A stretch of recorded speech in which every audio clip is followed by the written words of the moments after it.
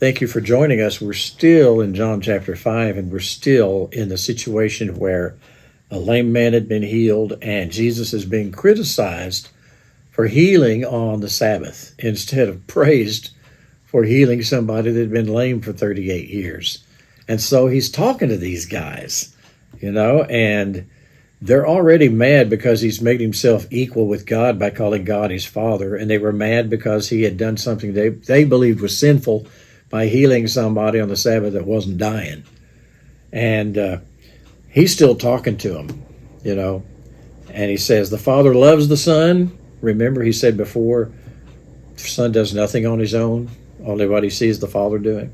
The Father loves the Son, shows him all things that he himself is doing, and the Father will show him greater works than these, greater works than healing a man that had been lame for 38 years. So that you will marvel.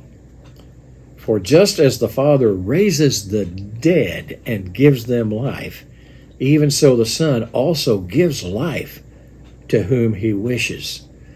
Now, in the other Gospels, there's an instance where there's a little maiden that dies and Jesus brings her back to life, and there's a little boy that does that, and he brings him back to life.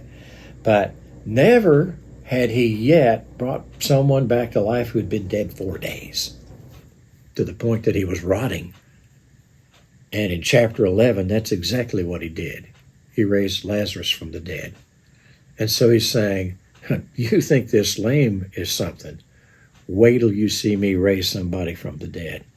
Once again, he says, the Father raises the dead and gives them life, and even so the Son gives life to whom he wishes.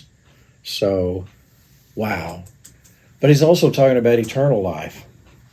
And he's talking to Pharisees again in chapter 10, verses 27 and 28. He's talking to Pharisees. And he says, my sheep hear my voice, and they follow me, and I give them everlasting life, and no one can pluck them out of my hand. He gives life. 1 John chapter 5, verse 12, whoever has the Son has life. So how do you get everlasting life? You accept Jesus. Yep. In him is life, it says in John chapter 1. In him is life. You receive him personally.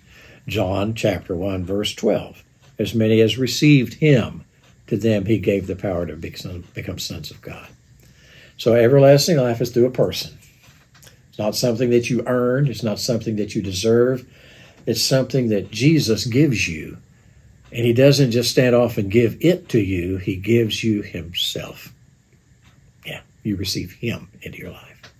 Well, that's all I got for you. Have a great day.